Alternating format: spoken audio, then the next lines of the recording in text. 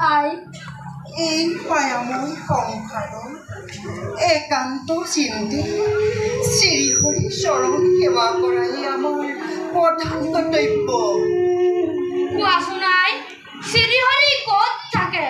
বাচ্চা আই, তেওঁ নিৰাকাৰ, নিৰাময়, অনাদি অনন্ত।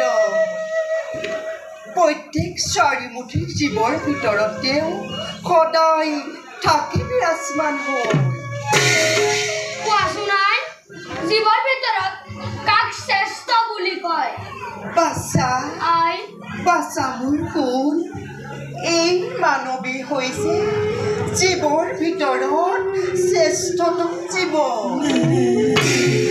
কিন্তু বাচ্চা আই, এই মানৱেও কোনো কোনো সময়ত লোভ মোহ ক্ৰোধত প্ৰশীভূত হৈ নিষ্কাম কৰিবলৈ নকৰে কুণ্ঠাবোধ।